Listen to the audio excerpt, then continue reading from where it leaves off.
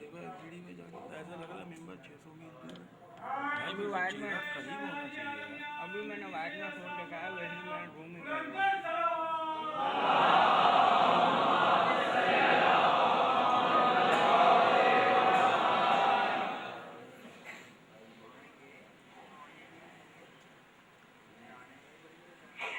بسم اللہ الرحمن الرحیم۔ تمام تعریف ہے اللہ کے لیے، درود اور سلام محمد علیہ محمد۔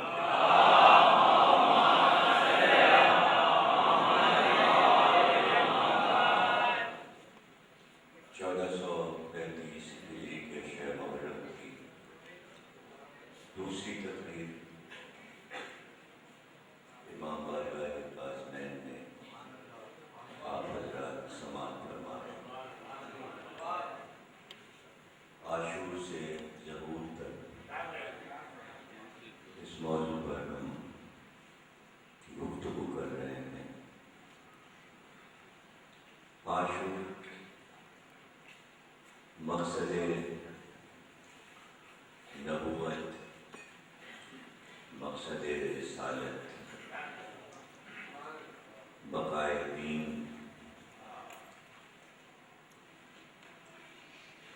جس کام کا وعدہ تھا وہ کام باقاعدہ پائے تکمیل تک پہنچا۔ اب ضروری تھا کہ مقصد کو بقا دی جائے۔ عاشور کا جو مقصد تھا وہ عاشور کے دن کامل ہوا۔ جہاں تک نظر جاتی ہے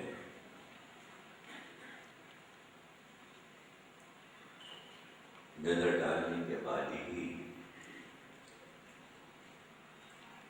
کوئی جملہ کہا جاتا ہے، پیغمبروں نے بہت بڑے بڑے کام کیے، لیکن جہاں تک میری نظر جاتی ہے مجھے نہیں یاد آتا کہ میں نے کہیں یہ پڑھا ہو کہ پیغمبروں نے جو کام کیے ان کا وعدہ اللہ نے پہلے سے لیا ہو۔ یہ کرنا ہے تم کو اور جانا ہے، آدم تمہیں یہ کرنا ہے اور نوح تمہیں یہ کرنا ہے اور ابراہیم تمہیں یہ کام کرنا ہے اور کعبہ بنانا ہے اور موسیٰ تمہیں یہ کام، کوئی وعدہ نہیں۔ تھوڑا زوم کر لو۔ ہاں، اگر تمام انبیاء سے پہلے سے کوئی وعدہ لیا گیا اور کسی کام کے لیے کہا گیا تو وہ ایک ہی کام جو سارے انبیاء سے کہا گیا، اور اس کی گواہی قرآن میں موجود ہے، آیت الست بربکم۔ تو یوم الست جس دن ہم نے عہد لیا پیغمبروں سے، وعدہ لیا ہم نے پیغمبروں سے ولایت علی پر، کیا میں تمہارا رب نہیں ہوں؟ میں تم سے پہلے میری ربوبیت کا اقرار کرو، پھر میں تمہیں بتاؤں کہ تمہیں اصل میں کام کیا کرنا ہے۔ ان کے اپنے کام اس کے ذیل میں تھے۔ واحد ہمیں صرف امام حسین کی ذات تاریخ میں ملتی ہے کہ جن سے پہلے سے اللہ کے وعدے ہوئے کہ بھائی یہ کام کرنا ہے، اور تمہاری مرضی ہم معلوم کرنا چاہتے ہیں۔ دنیا اللہ کی مرضی پہ چلتی ہے،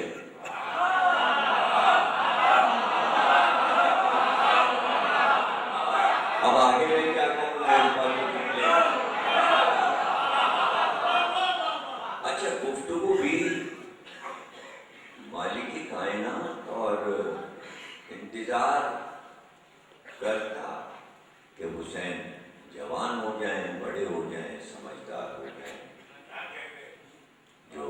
بچے میں اور جوان میں فرق ہوتا ہے، لفظ سمجھداری استعمال کیا جاتا ہے، ورنہ ہمارے عقیدے میں تو وہ ہر وقت امام ہے،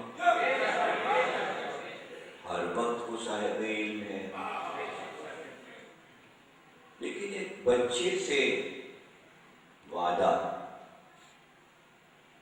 اور یوں اگر آپ دیکھیے تو بچے سے ہی اللہ ساری باتیں کرتا ہے۔ دعوت العشیرہ میں علی کون سے بڑے ہو گئے؟ اگر 12 سال کے تھے تو 10-12 سال کی عمر میں کیا ہوتی؟ یہ بچہ قائم رضا کا میرے ساتھ آتا ہے مجلس میں، 10-12 سال کا ہے، تو بچے سے کوئی بیٹھ کے ہم قرآن کی آیات پہ تفسیر تھوڑی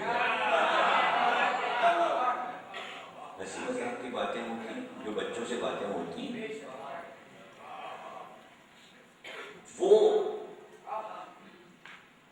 اور دعوت العشیرہ میں علی کو دعوت دے رہا ہے کہ تم میرے دین کی مدد کرو۔ تو اب اس کے یہاں یہ تو تاریخ فیصلے کرتی ہے کہ ہاں بچوں میں علی ایمان لائے، بڑھوں میں یہ لائے۔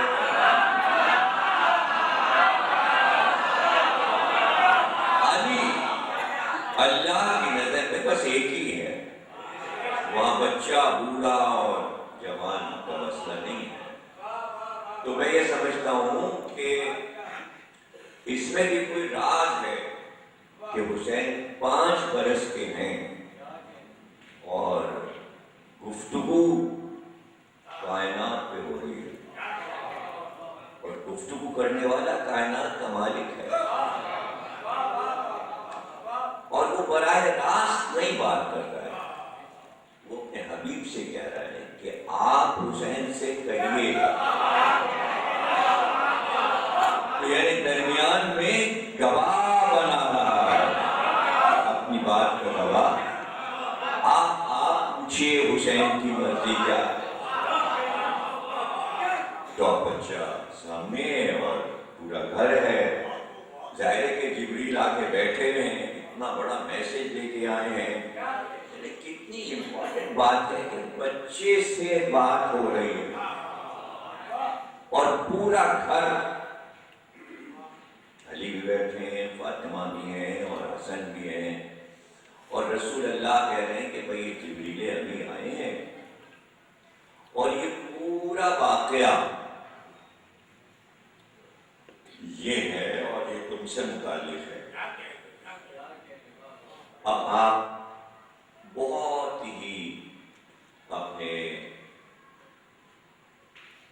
ذہن کی بلندیوں کے ساتھ میرے ان جملوں کو فکری اعتبار سے سنیں بھی اور سوچتے جائیں کہ جتنی دیر بات ہو رہی ہے اور اللہ کا پیغام نبی حسین کو سنا رہے ہیں، یعنی پورا واقعہ کربلا سنایا جا رہا ہے، یہ ہوگا، یہ ہوگا، یہ ہوگا، یہ ہوگا، اب تمہاری مرضی کیا ہے؟ تمہاری مرضی کیا ہے؟ تو حسین کی ایک ہاں پر اتنی دیر کی خاموشی کائنات کو خاموش کیے ہے، اور وہ جواب کا انتظار کر رہا ہے۔ یہ کائنات میں ہو کیا رہا ہے اس وقت؟ حسین کی ایک ہاں کا وہ منتظر ہے، ہاں تو میں نے کہہ دیا جواب کا منتظر ہے،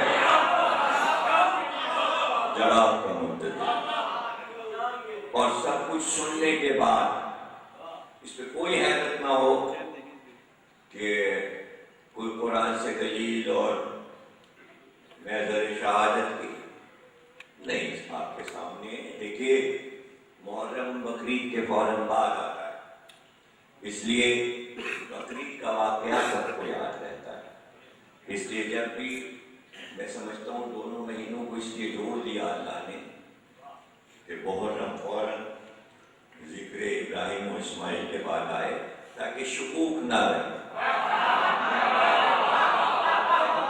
حسین 5 سال کے ہیں تو گفتگو ہو رہی ہے، اسماعیل 7 برس کے ہیں اور بات کہہ رہا ہے میں نے خواب دیکھا ہے کہ میں تمہیں ذبح کر رہا ہوں۔ تو وہاں اسماعیل کی ہاں کا بھی اسے انتظار ہے، تو جب اسماعیل کی ہاں کا انتظار کر سکتا ہے تو حسین کی ہاں کا انتظار تو نہیں کر سکتا۔ وہاں بھی ایک بزرگ خاندان پوچھ رہے تھے، یہاں بھی ایک بزرگ خاندان پہنچ رہے تھے، پتہ چلا یہاں رسول ابراہیم کی جگہ تھے اور وہاں اسماعیل کی جگہ حسین تھے۔ وہاں بیٹے نے کہا تھا ہاں بابا آپ کام کیجئے، جب آپ کو حکم ملا ہے اس کے معنی یہ ہے کہ اسماعیل کا یہ کہنا کہ حکم آپ کو ملا ہے عمل کیجئے، تو یہاں بھی آپ یہ سمجھ لیجئے حکم حسین کو نہیں ملا، محمد کو ملا ہے، کام حسین کو کرنا ہے۔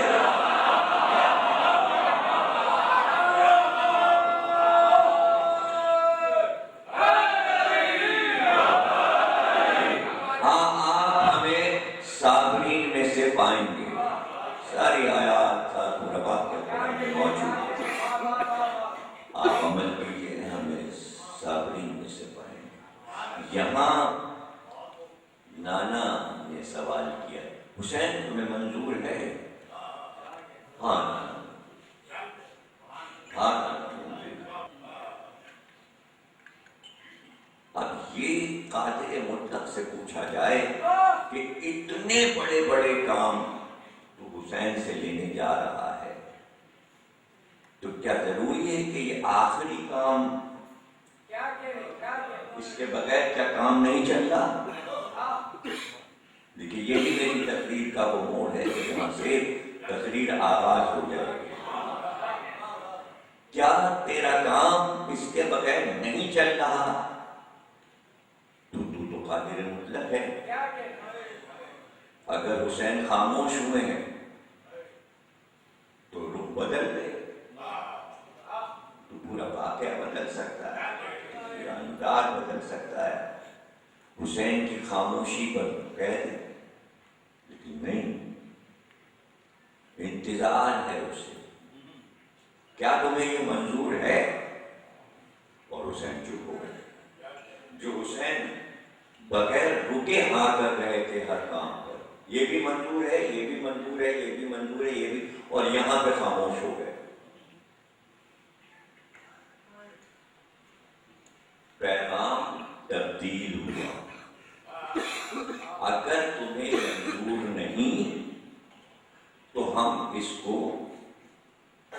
موقوف کرتے ہیں، ہم اسے موقوف کرتے ہیں۔ تو حسین نے یہ نہیں کہا کہ ہاں یا نہیں، پلٹ کے پوچھا نانا یہ بتائیے کہ یہ والا کام جو ہے وہ میری زندگی میں ہوگا یا میرے بعد؟ اب یہ کارنامہ ہے حسین کا، نہیں۔ تو نانا نے کہا نہیں، یہ تمہارے بعد، تمہاری شہادت کے بعد ہے، یہ تمہاری شہادت کے بعد ہے۔ پھر رک گئے حسین خاموش، لیکن کہتے ہیں کہ چھوٹی بہن پاس موجود تھی اور وہ قریب آئی اور اس نے بازو پکڑ کے حسین سے کہا بھیا کہہ دو ہاں۔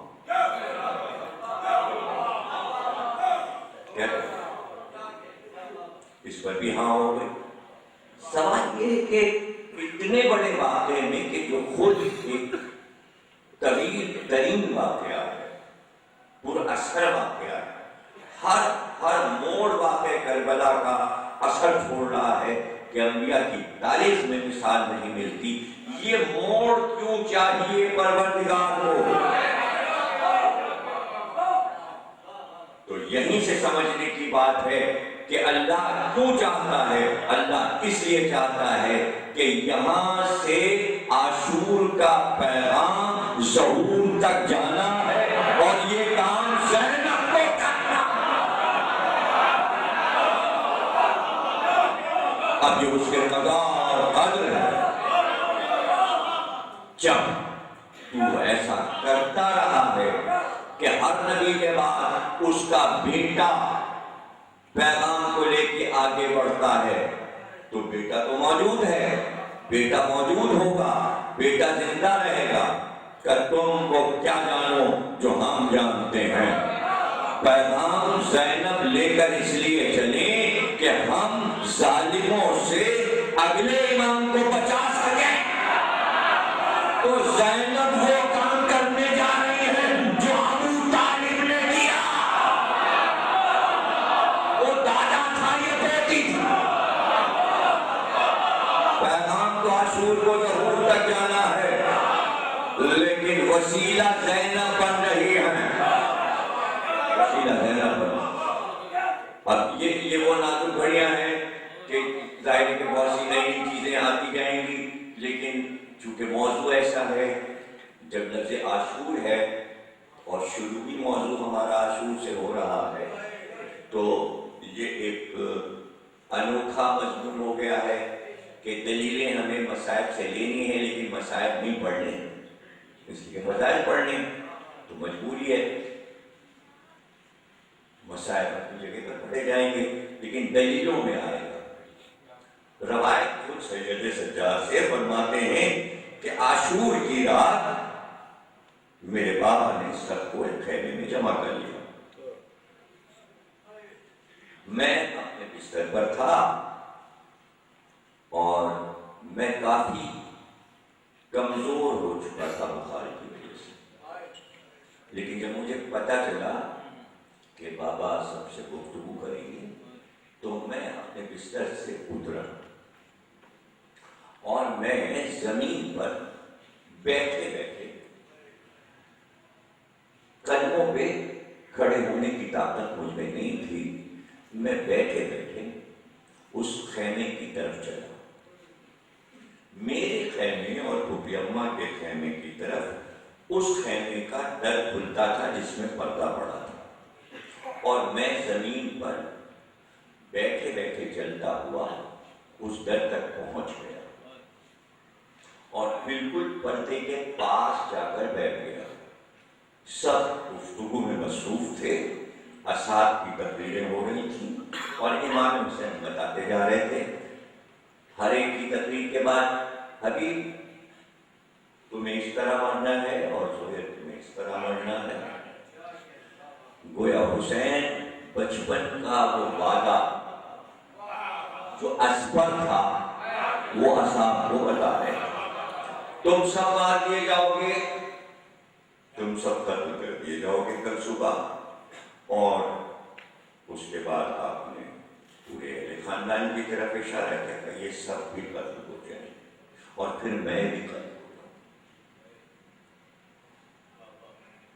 تو ایسے میں گفتگو ختم ہو گئی، اب اس کے آگے کیا ہے؟ اس کے آگے کوئی گفتگو نہیں۔ اصحاب نے مل کر، چوتھے میں بیان کر رہے ہیں، ان کی زبانی سنا رہا ہوں کہ تمام اصحاب نے ایک دم سے نظر اٹھائی اور سب نے پردے کی طرف مجھے دیکھنا شروع کیا، اور فوراً سب نے سوال کیا، مولا پھر ان کا کیا ہوگا؟ ان کا کیا ہوگا؟ یعنی سب پریشان ہیں۔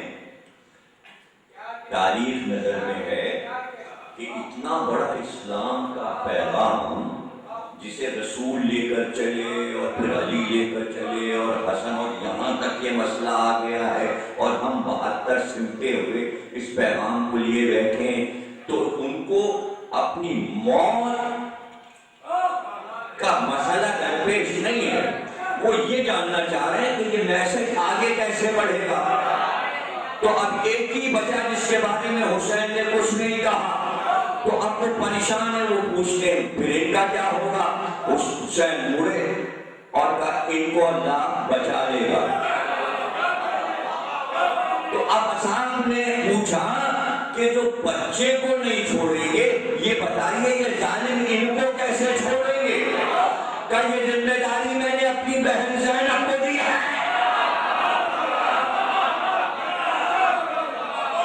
بس یہ دعا کیجیے کہ میں عاشور سے آگے بڑھ جاؤں اور ظہور سے قریب ہو جاؤں۔ ابھی تو میں امامت کی 4تھی منزل تک پہنچا ہوں، آج دوسری تقریر میں، اور مجھے 12ویں منزل تک جانا ہے۔ میسج کیسے آگے جائے گا، امامت کا سلسلہ کیسے چلے گا، کڑیاں کیسے جڑی، کیا کیا مشکلیں آئیں، صرف امامت سنا دینا مسئلہ نہیں ہے۔ اب ظاہر ہے کہ شہزادی نے بھی تو یہ جملہ سن لیا ہے نا کہ یہ ذمہ داری زینب کی ہے، تو اپنے حضرت زینب سے گفتگو کی چلتے رہو، وہ بھی راز کی گفتگو ہے۔ تو حضرت زینب نے پوچھا بھیا آپ نے یہ ذمہ داری میرے سے خود کی ہے، جو ظالم 6 مہینے کے بچے کو نہیں چھوڑتے، یہ بتائیے مجھ میں وہ طاقت کہاں سے آئے گی کہ میں سید سجاد کو، امامت کو بچا سکوں؟ تو آپ نے فرمایا کہ وہ طے کر چکے ہوں گے، یہ دنیا کے ظالموں کا، بادشاہوں کا طریقہ رہا ہے کہ جب دشمن کو قتل کرتے ہیں تو کسی ایک فرد کو نہیں چھوڑتے، وہ اس پر ڈرتے ہیں کہ یہ کہیں آگے جا کر انتقام نہ لے اور مضبوط نہ ہو جائے، اس لیے آخری حد تک آخری فرد کو بھی مار دیتے ہیں۔ وہ یہ طے کر لیں گے کہ سید سجاد کو قتل کر دیں، اور وہ اسی ارادے سے آئیں گے کہ قتل کر دیا جائے، لیکن تم کو بچانا ہے، تم کو بچانا ہے۔ تو حضرت زینب نے کہا بھیا میں کیسے بچاؤں؟ کہا میں تمہیں طریقہ بتاتا ہوں کہ تم کیسے بچاؤ گے۔ امام حسین نے طریقہ بتا دیا۔ اب وقت آ گیا کہ خیمے میں آئے، انہیں پتہ چلا ابھی ایک زندہ ہے، ابھی ایک زندہ ہے، اور وہ مرد ہے اور وہ جوان ہے، اور سب نے تلواریں نکالی کہ قتل کر دیں۔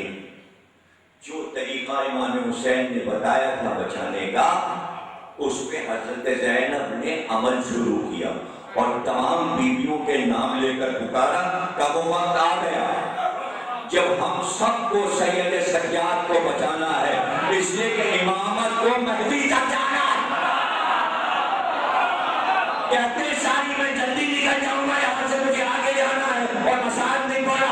تمام بیویوں نے سید سجاد کو گھیرا، آگے بڑھی حضرت زینب، اور تاریخ میں لکھا ہے اتنا گریہ کیا کہ گھبرا کے سب کپڑے باہر کے باہر، ورنہ گریہ جو ہے وہ محافظت کرتا ہے۔ یہ جو ہم کو رونے کا حکم ملا ہے، ہم اسی سے تو بچے ہوئے ہیں۔ کتنے سمجھے؟ اس گریہ نے ہماری زندگی رکھی ہے، اس لیے کہ کون سا دشمن ہے جو یہ نہیں چاہتا سب کو مار دے؟ جب ارادہ کرتے ہیں تو غیر اخوان پوچھتی ہے کیوں مار رہے ہو؟ یہ تو رو رہے ہیں، تو مسلمان ذلیل ہو جاتا ہے۔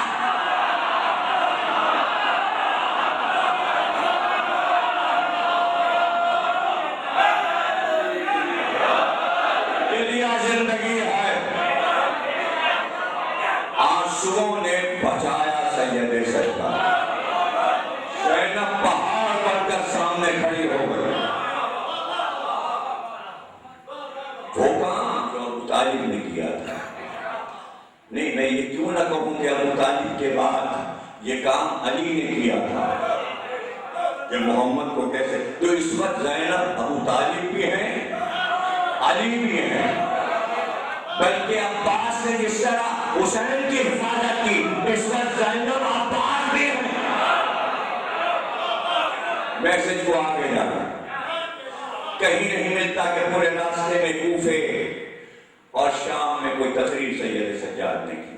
جو تقریر ہے وہ حضرت زینب نے کی. حضرت زینب تقریر میسج حضرت زینب پہنچا رہی. اگر سید سجاد بولے تو قتل کر دیا جائے، تو قتل کر دیا جائے. اور جب خطبہ دیا تو حکم مل گیا قتل کر دو، قتل کر دو. جلاد کو بلا لیا گیا کہ قتل کر دو. لیکن ایک 5 برس کا بچہ مخاطب کر کے کہتا سن، یہ میراث ہے ہماری شہادت، ہم موت سے نہیں ڈرا کرتے، لیکن بات تو سن لے اور ایک جواب تو دے دے. موسیٰ اور ہارون جب فرعون کے دربار میں آئے تو فرعون نے طے کیا کہ موسیٰ کو بھی قتل کر دیا جائے اور ہارون کو بھی قتل، لیکن وہ نہیں قتل کر سکا. وہیں کھڑے تھے موسیٰ اور ہارون، تقریر کر رہے تھے، لیکن فرعون قتل نہیں کر سکا. یعقوب کے بیٹے 11 بھائی یوسف کو لے گئے اور راستے میں چاقو نکال کر کہا آج اسے قتل کر دو، لیکن قتل نہیں کر سکے. ارادہ کیا تھا مگر قتل نہیں کر سکے. پوچھ تو صحیح کہ ایسا کیوں نہیں ہوا؟ تو پوچھے گا تو جواب دیا کہ اس لیے کہ فرعون کی ولادت میں نجاست نہیں تھی. یعقوب کے بیٹے پاکیزہ تھے. انبیاء کے اولاد کو وہی قتل کرتا ہے جو حرام زادہ ہو.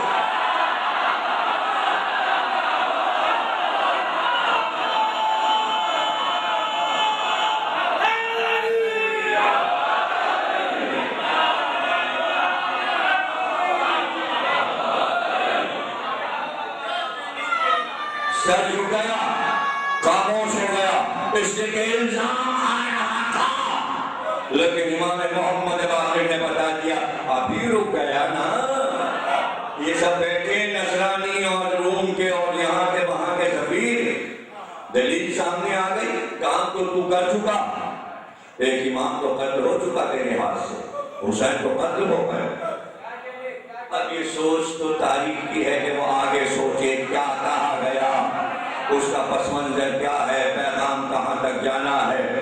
اور یہ ایک مشکل منزل تھی کہ زینب فخر کے ساتھ سید سجاد کو لے کر مدینے واپس آ گئی اور نانا کے روضے پر آئی.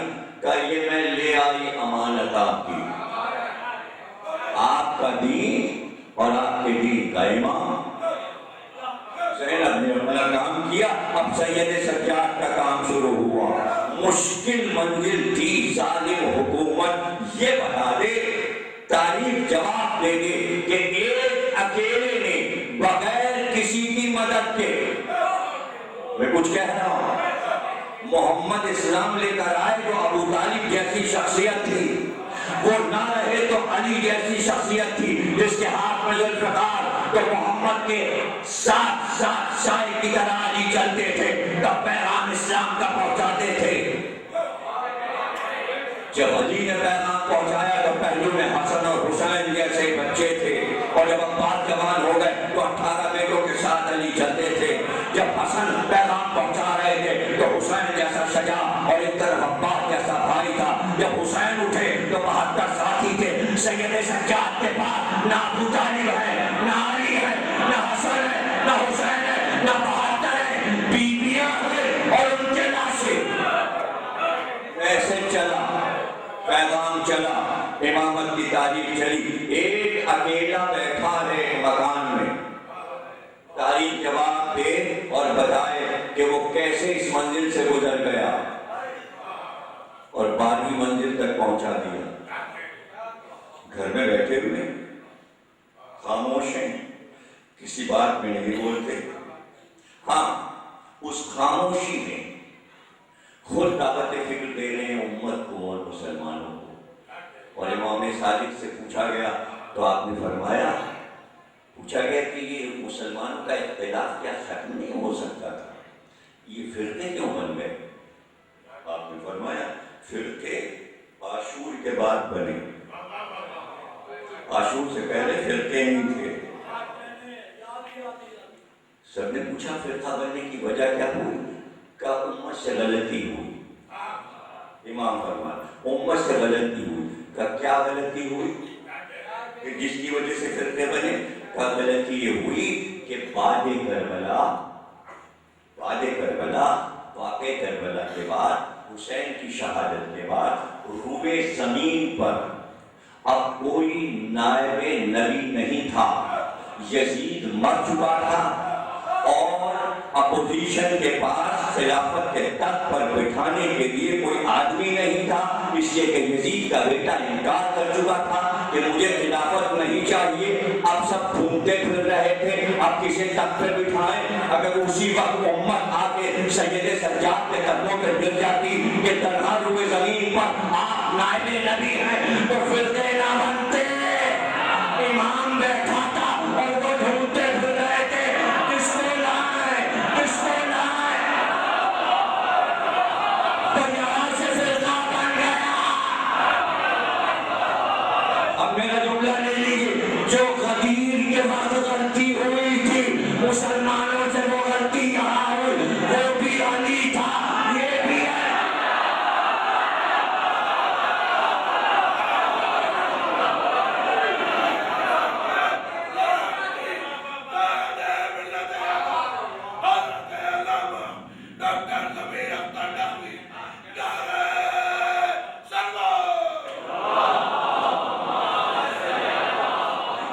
ابھی تو 4 امام بھی نہیں بنے، بنیں گے.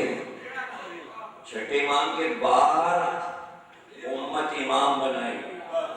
خلافت ختم ہوئی، ملوکیت ختم ہوئی. جس پہ ناز تھا تخت و تاج پہ ایسے چکنا چور ہو گیا. یہ ہوا کیا؟ وہ تو خاموش بیٹھا ہے، اس نے تو کچھ کیا ہی نہیں.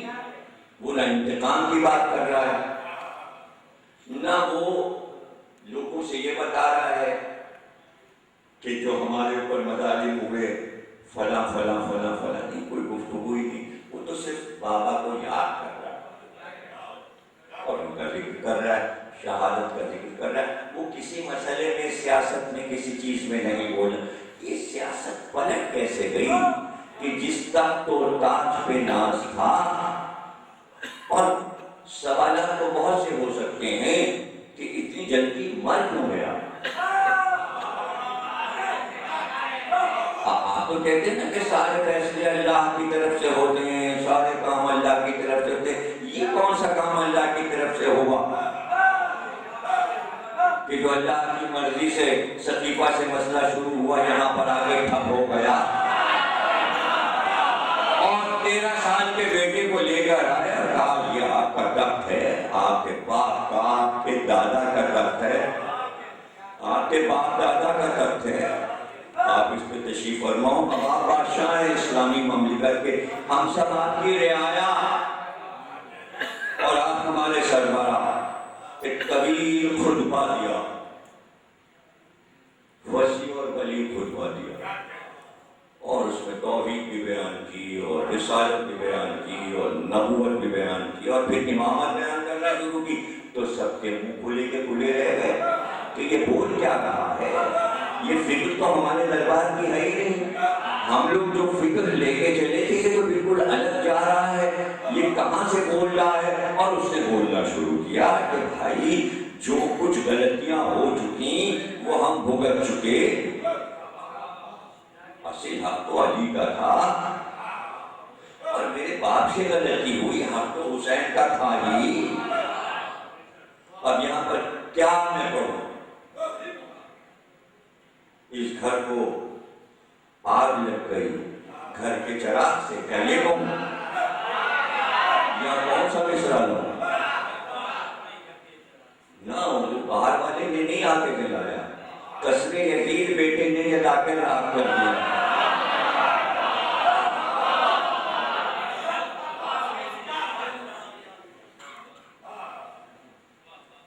اب کیا ہو؟ سب خاموش. گھر میں داخل ہوا تو منہ ماں کا پھٹا رہ گیا. جو وزیر بننا چاہ رہا تھا الزام دینے لگا ضرور اس کا جو استاد تھا اس نے اسے سکھایا پڑھایا. کہاں سے یہ فکر اس کے؟ یہاں تو چار دیواری اتنی اونچی کر دی گئی کہ وہاں آل محمد کا نام ہی اندر نہ آئے, کوئی ذکر ہی نہ سنے, کوئی نام ہی نہ لے. ورنہ یہ کہ اس فکر کو یہ جانتا ہے کہ نبوت کیا ہے اور رسالت کیا ہے. جس کے باپ نے برملا یہ کہا ہو نہ وحی آئی نہ فرشتہ آیا, بنی ہاشم نے ملک و مال کے ساتھ کھیل کھیلا تھا, چکر حکومت کا تھا, اس کے دین کا چکر چلایا. کیونکہ فکر یہی تھی تو اب تک یہی چکر چل رہا ہے, مذہب مذہب مذہب چلانی حکومت ہے, باتیں مذہب کی ہو. چلو مذہب مذہب مذہب مذہب چلانی حکومت, اس کی آڑ میں یہ فکر ہے ابن خلدون کی کہ حکومت اسی طرح چلاؤ, نام مذہب کرو, خوب جھگڑے کراؤ, کامیاب رہو.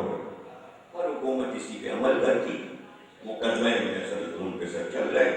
ظاہر جو بھی تخت پہ بیٹھے وہ کہیں سے بھی آئے, کرنا اس کو وہی جو تخت کا تقاضا ہے. یہ تخت کے خلاف بول رہا تھا, جو تخت کا تقاضا تھا وہ نہیں بول رہا تھا. اور اس کے بعد اس نے کہا بھائی تخت جسے چاہے بٹھاؤ, میں ٹھکراتا ہوں. اور وجہ اس نے بیان کی, اس نے کہا میں اس تخت پہ نہیں بیٹھوں گا اس لیے کہ اس تخت کے پائے خون حسین میں ڈوبے ہوئے ہیں. یہ جرأت اظہار حق کہاں سے پیدا ہوئی؟ جرأت اظہار حق زینب کا خطبہ بھرے دربار میں فکر دے گیا, اور یہاں سے ایک نئی بات اسلام پہ پیدا ہوئی کہ ظالم کے مقابل کمزور سچائی کا اظہار اس طرح کرے بغیر یہ ڈرے ہوئے کہ اس کا سر کٹے گا یا وہ مارا جائے گا. اس کا بنیاد کا پہلا پتھر یزید کے بیٹے نے اپنے باپ پہ لعنت کر کے رکھ دیا.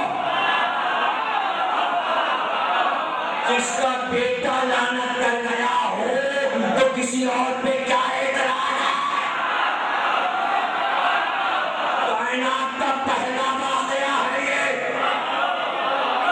تاریخ میں لکھ گیا, تاریخ میں لکھ گیا. یعنی جرأت اظہار حق, اور پھر یہ جرأت اظہار حق بڑھتی گئی اور ایک دوسرے سے پیغام بڑھ, اور امام چپ خاموش. کسی نے جا کے کہا کہ وہ مختار اٹھ کے کھڑے ہو گئے ہیں کوفے میں, وہ آپ کے بابا کے تمام قاتلوں سے انتقام لے رہے ہیں. ایک جملہ کہا کہ حسین کا قتل ہی ایسا ہے, میرے بابا کا قتل ہی ایسا ہے کہ اس کے انتقام کے لیے اگر حبشی غلام بھی اٹھ کر اقدام کرے تو پوری امت پر واجب ہے کہ اس کا ساتھ دے.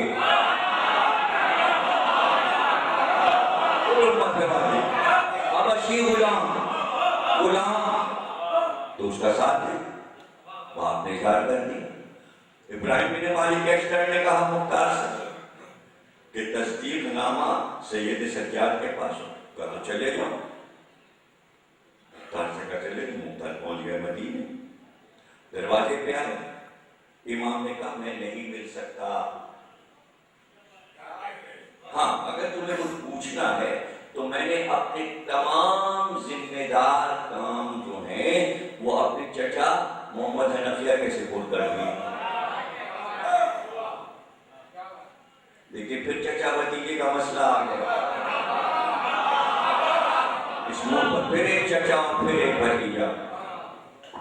وہ پہنچ گئے وہاں محمد حنفیہ کے پاس, کہ تم وہاں سے ہو کے آئے ہو نا, ٹھیک ہے بیٹھو. اندر گئے, ایک صندوق چل رہا ہے, وہ بند تھا, تالا لگا تھا.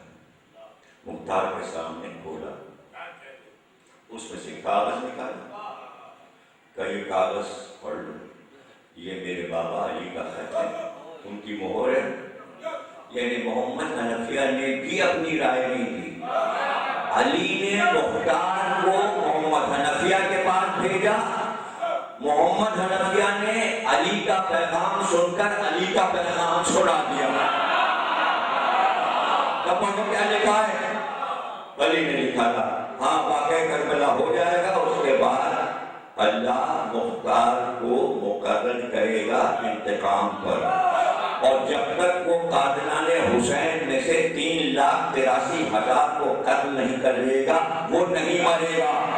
اب اسے تو اطمینان ہے کہ جب 3,83,000 پورے ہو جائیں گے تو پھر اس کے بعد دیکھا جائے گا. اور وہ کوفے واپس آ گیا، وہ کوفے واپس آ گیا. اب پتہ چلا عرب کی کیفیت ہی بدل گئی، اس لیے کہ جو خلافت چاہتے تھے وہ سب اپنی لڑائیوں میں لگ گئے. عبداللہ ابن زبیر چاہتے تھے مکے پر حجاز پر میرا قبضہ ہو جائے، مختار کوفے کے تخت پہ بیٹھ گیا. امام خاموش، اور وہاں بنی امیہ پریشان، کس کو لائیں کس کو لائیں کس کو لائیں. جب کوئی نہ ملا تو 90 سال کا بوڑھا، اتنی کمزور ہو گئی خلافت کہ جوان نہیں ملا. جوان تو پہلے بھی نہیں ملا تھا، لیکن اتنے بوڑھے کا تو تصور ہی نہیں. اتنا بوڑھا 90 سال کتنے سال جیے گا؟ اگر 100 سال کا بھی ہو جائے تو 10 سال، لیکن وہ تو 9-10 مہینے بھی حکومت نہیں کر سکا. واقعی ایسا ہو گیا تو سرگرداں پریشان تخت و تاج ہو گیا. اور دیکھیے کس طرح کارواں جا رہا ہے، وہاں وہ دعوے دار، وہاں وہ دعوے دار، وہاں وہ دعوے دار. اب مسلمانوں کے سمجھ میں نہیں آ رہا حق پر کون ہے. کوئی مختار کو غلط کہہ رہا ہے، کوئی عبداللہ بن زبیر کو غلط کہہ رہا ہے، کوئی کہہ رہا ہے یہ کیا ہو گیا، وہاں سے حملہ ہو گیا، ہم تو شام کو مرکز سمجھتے تھے، اب نہ شام مرکز رہا، نہ مکہ مرکز رہا، نہ مدینہ مرکز رہا، نہ کوفہ مرکز رہا. سارے جھگڑے ہی ختم ہو گئے. ارے کوفے والوں نے کیا، ارے بھائی شام والوں نے کیا، ارے بھائی مکے والوں نے کیا، ارے سب مل کے پتہ نہیں کس رنگ میں رنگے ہوئے تھے. یہاں بھی تلوار چل رہی ہے، اور ان تلواروں میں جھگڑے آپس کے تھے. ادھر کعبے کو جلا دیا، ادھر روضہ رسول کو پتہ چلا جھگڑے آپس کے ہوتے ہیں، لیکن دشمنی مکے مدینے سے تو بعد میں کھل جاتا ہے. اب ایسے میں امامت کا سفر، مدینے پہ حملہ ہوا تو سب بھاگ کے سید سجاد کے پاس گئے، ہمیں بچائیے. پھر میں پڑھ چکا کہ باہر آئے تو کمر میں ذوالفقار لگائے ہوئے. یعنی اس وقت پر بھی نانا کی امت کی حفاظت کو واجب سمجھتے ہیں. یہی بات حسین کہہ رہے تھے کہ کیوں مجھے مار رہے ہو، تم میرے نانا کی امت ہو، میں نہیں چاہتا کہ میں تمہیں ماروں، اس لیے کہ میں دفاعی کرنے رہا ہوں. اب تم خود ہی مارنا چاہتے ہو تو جتنے میرے ذوالفقار نے مقدر میں لکھے انہیں تو مارنا ہی مارنا. لیکن ہاں نسلیں دیکھ دیکھ کر چھوڑتے گئے کہ انہی میں سے تائب ہوں گے، انہی میں سے کلمہ پڑھیں گے، یہی لوگ نکلیں گے، کچھ شریعت کے ٹھیکیدار بنیں گے، کچھ فقیہ بنیں گے. ان کے خاندان میں کسی کے میں شریعت جائے گی، کسی میں فقہ جائے گی، کوئی حافظ قرآن نکلے گا. 10 پشتوں کے بعد مسند شریعت پہ بیٹھے گا. حسین چھوڑتے گئے کہ نانا ہی کا تو کام کرو گے، قرآن کا ہی تو کام کرو گے. یہی تو ہم چاہتے تھے، یہی چاہتا تھا یہ سب ختم ہو جائے. ہم چھوڑ اس لیے رہے ہیں کہ یہ کام نہ کرنا جو یزید چھوڑ گیا ہے. فاسق و فاجر نہ بننا، بنے رہنا مسلمان. تو چھوڑ دیں گے تو حسین کامیاب ہو گئے. کام تو سارے ہو رہے مگر اسلام کیا.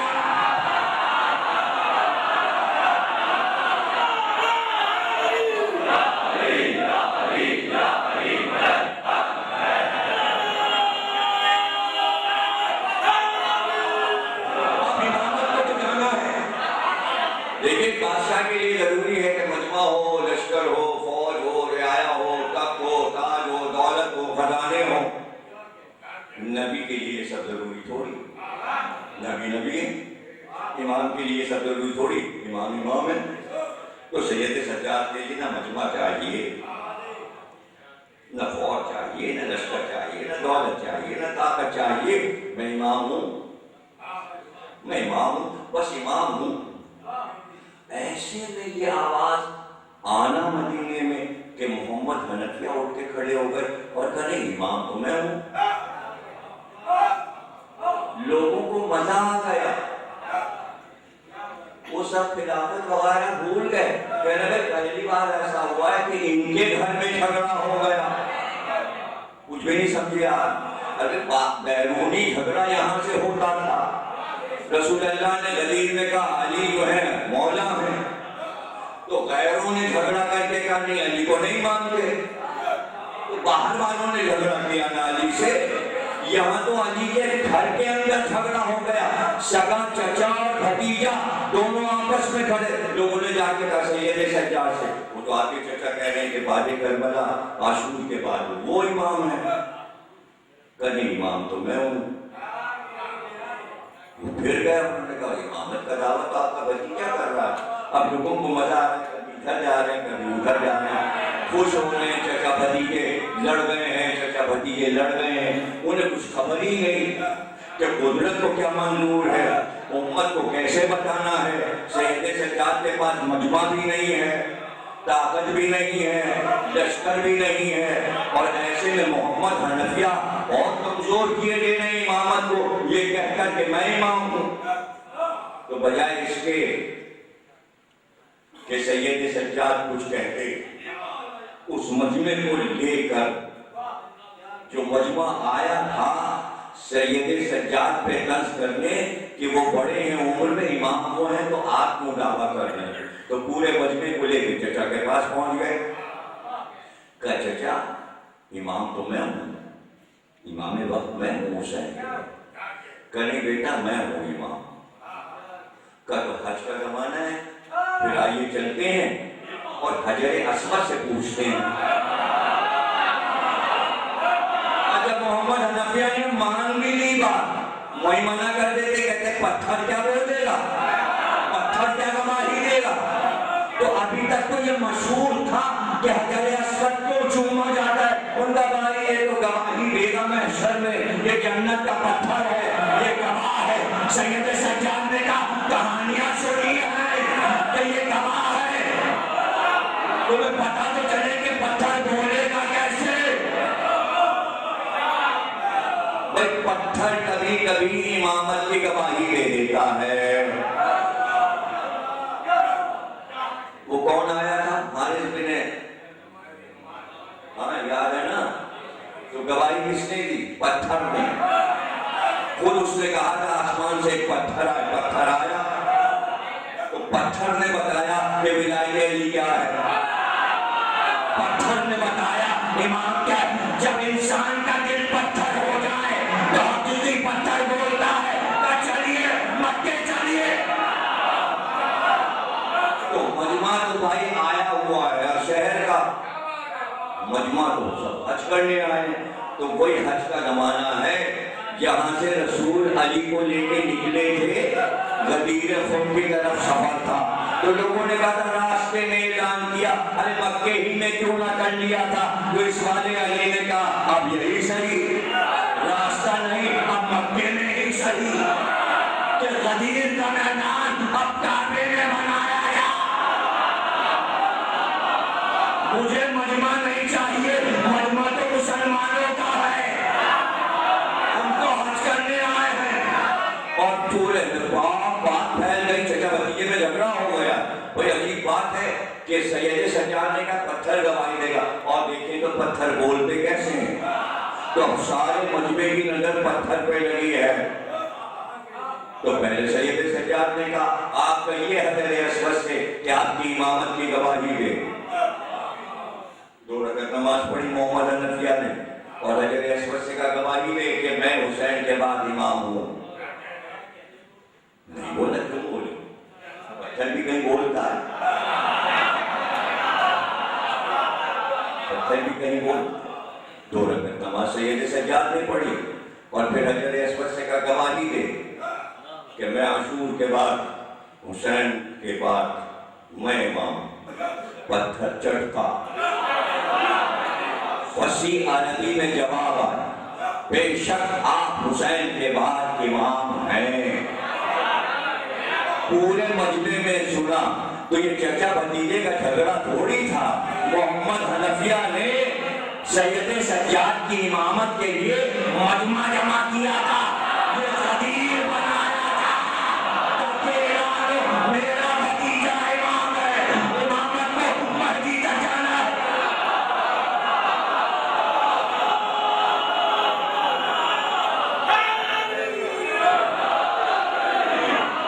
امامت کو آگے جانا۔ امام محمد علیہ السلام فرماتے ہیں کہ ہم جا رہے تھے بابا کے ساتھ اپنے ٹھیکوں پر، صبح کا وقت تھا، میں پیچھے پیچھے چل رہا تھا اور بابا آگے آگے چل رہے تھے، جناب سید سجاد آگے چل رہے تھے۔ صحرا میں ایک جگہ پر میں نے دیکھا سامنے سے ایک گھوڑے سوار آیا، گھوڑے سوار آیا اور وہیں پہ رکا۔ جیسے ہی وہ گھوڑے سوار گھوڑے سے اترا، ایک درخت کے نیچے میرے بابا بیٹھ گئے، وہ بھی بیٹھ گیا اور کافی دیر تک دونوں میں باتیں ہوتی رہیں اور میں بھی باتیں سنتا رہا۔ جب باتیں ہو چکی وہ گھوڑے پہ سوار ہو کے صحرا کی طرف چلے گئے۔ میں نے پوچھا، بابا یہ صحرا میں گھوڑے سوار کون آیا تھا جس سے آپ باتیں کر رہے تھے؟ کہ بیٹا یہ تمہارے دادا حسین تھے، تمہارے دادا حسین تھے۔ اکثر بہت سے مسائل پر جب میں گفتگو کرنا چاہتا ہوں تو کہیں راستے میں تمہارے دادا آتے ہیں، میں ان سے دیر تک باتیں کرتا ہوں۔ اگر یہ واقعہ نہ ہوتا تو قرآن کی آیت کی سچائی کیسے پتہ چلتی؟ جو ہماری راہ میں قد ہو جائے اس کو مردہ نہ سمجھنا، وہ زندہ ہے۔ رشوہ تمہیں شعور نہیں، تو جب شعور ہی نہیں ہے تو کیسے سمجھو گے؟ شعور پیدا کرو کہ ہمارا امام زندہ ہے۔ جیسے سید سجاد کے پاس آتے تھے میں ظہور ہوا اور لوگ پریشان ہیں، کیسے پہچانے کہ یہی مہدی ہے؟ تو عاشور کو ظہور سے حسین نے ملایا۔ ایک بار حسین گھوڑے پہ آگے بڑھے کہ تم مہدی ہو، کہ ہم مہدی ہیں، کہ میں حسین۔ وہ تقریر ختم ہو گئی، آگے تقریر ہوگی۔ گھوڑے پہ سوار حسین آئے، تم مہدی ہو؟ ہاں میں مہدی ہوں، میں حسین ہوں۔ اب مجمع دیکھ رہا ہے، مجمع پریشان ہے، کیسے پتہ چلے مہدی ہے یہ؟ 300 جھوٹے مہدی تو پہلے آ چکے۔ حدیث رسول ہے جب تک 300 جھوٹے مہدی نہ آ جائیں نہیں ہوگا ظہور میرے بیٹے مہدی کا۔ تو کئی تو آ چکے، 1400 سال میں کتنے مہدی آ چکے۔ فیصلہ آباد میں بس میں کھڑے ہو کے اس نے کہا میں مہدی ہوں، کو پھانسی کی پاکستان میں، گورنمنٹ نے پھانسی کی۔ یہ تو یہاں واقعہ ہوا فیصلہ آباد میں، نہ کہ وہ مکے میں جس کا ظہور ہوا، جس میں مکے پر گولیاں چلی۔ تو کتنے مہدی آ چکے اور ابھی آئیں گے، 300 آنے۔ تو 300 جھوٹے مہدی دیکھ چکے ہیں مسلمان، اب یہ کہہ رہے ہیں مہدی ہیں تو پریشان ہے، تو کوئی تو گواہ ہو۔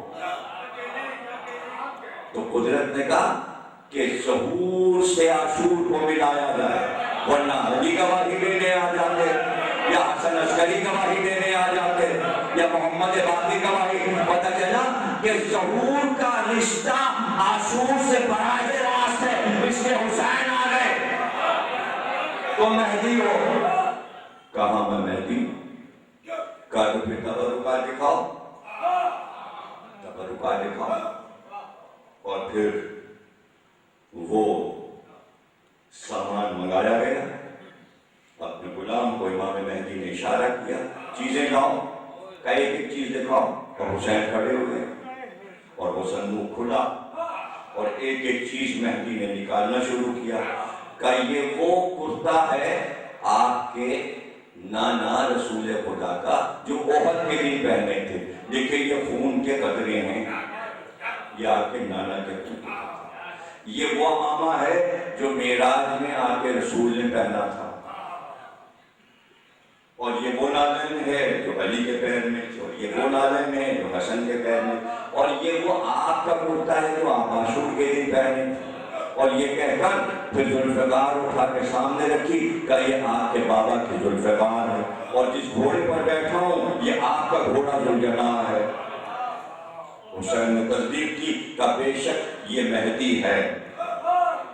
تو مہدی کی امامت کی گواہی براہ راست کربلا سے آ رہی ہے، تصدیق ہو رہی ہے۔ تو سب سے پہلے حسین کا ظہور ہوگا جب ظہور مہدی ہوگا، اس لیے کہ انتقام ہی انہیں عاشور کا لینا ہے۔ اگر حسین کے سپرد عاشور ہے تو مہدی کے سپرد عاشور کا انتقام ہے، عاشور کا انتقام اور انتظار۔ مسلح پر بیٹھے ہوئے ہیں، ذوالجناح دروازے پر ہے، ذوالفقار پہلو میں ہے، عباس کا علم دیوار سے لگا ہوا کونے میں موجود ہے، لپٹا ہوا، اور جس وقت آواز آئے گی پھریرا خود کھلے گا، ذوالفقار نیام سے خود نکلے گی، ذوالجناح چلتا ہوا خود قریب آئے گا، جیسے ہی نیام سے ذوالفقار نکلے گی اٹھائیں گے، کمر میں لگائیں گے، جیسے ہی پھریرا کھلے گا علم ہاتھ میں لیں گے، عباس کا علم، علی کی تلوار، حسین کا ذوالجناح، اور گھوڑے پہ بیٹھیں گے، اور بس شور ہوگا، ظہور ہو گیا، اور وہ ظہور ہو گیا تو لوگ کہیں گے آج دن کون سا ہے، آواز آئے گی عاشور ہے، عاشور، ظہور عاشور کے دن۔ اور کہاں ہے ظہور؟ کعبے میں۔ جب کعبے میں ظہور ہے اور دن ہے عاشور کا تو پتہ چلا پہلی مجلس خانہ کعبہ میں ہوگی، اس لیے کہ عاشور کے دن کوئی کام دین کا نہیں کریں گے مہدی، پہلا کام یہ کریں گے کہ تعزیت کی مجلس ہو، تو پتہ چلا مہدی کی آمد کعبے کو آج امام باڑہ بنائے گے، پتہ چلا کالا رات کو بڑا تھا، تو پہلا جلوس مہدی کا جو تعزیت کا چلے گا حسین کے روضے کی طرف، وہ اللہ کے گھر سے کربلا کا، اللہ کے گھر سے کربلا۔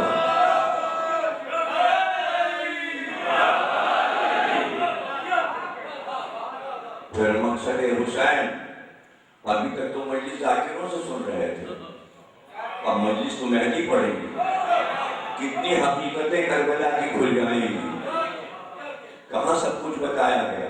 پانچویں امام نے کہا بس اتنا بتا دیا گیا جتنا تم برداشت کر سکو، کیا مسائل ہوئے، کیا کیا مسائل ہوئے، ہم نے سب کچھ سے بیان نہیں کیا، ہر چیز ہم نے بیان نہیں کی، اس لیے کہ قوت برداشت انسان میں جہاں تک ہے، ظلم کی حدیں ہو گئی، ظلم کی حدیں ہو گئی، کہاں تک ظلم گیا، اور صبر کی حدیں ہو گئی۔ حضرت زینب نے فرمایا میں اتنا صبر کروں گی، اتنا صبر کروں گی کہ صبر مجھ سے عاجز آ جائے گا۔ کہتے ہیں اتنا بڑا صبر کائنات میں کسی نے کیا ہی نہیں، جو واقعہ کربلا کی چشمدید گواہ ہے، واقعہ کربلا کی چشمدید گواہ۔ بھیا یہ سواریاں یہاں کیوں رک گئی؟ کہہ رہے نا اسی زمین کے لیے ہم خلق ہوئے ہیں، خیمے ہمارے یہیں رہیں گے، خیمے لگا دیے گئے، ہماری سے اتری تو خاک کربلا زرد رنگ کی اٹھی، اور اٹھ کر زینب کے سر پہ وہ خاک گری۔ پھر ذرا میرے بھائی کو بلاؤ، حسین آئے کہ بھئی یہ زمین مجھے بلاؤں کی لگتی ہے، اس لیے کہ جیسی میں اتری ایک گرد اٹھی اور وہ میرے سر پہ بیٹھ گئی۔ کہہ رہے نا یہ کربلا کی زمین نے تمہارا پردہ کیا ہے، یہی تو تمہاری چادر چھن جا رہی ہے۔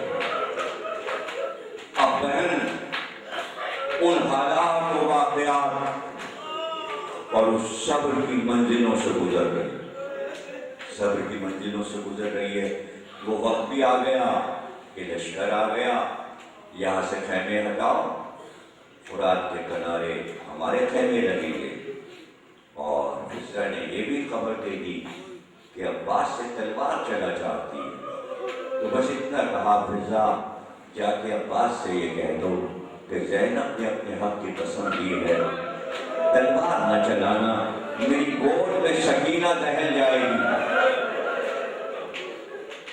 عباس نے نیام سے کھینچی ہوئی تلوار نیام نے واپس رکھ دی، اور حسین نے گلے لگا کے کہا، عباس کیا ہم اس بات پہ لڑیں کہ جنگ ہم پانی پہ کریں، تاکہ لوگ یہ کہیں کہ پانی پہ جنگ ہوئی تھی؟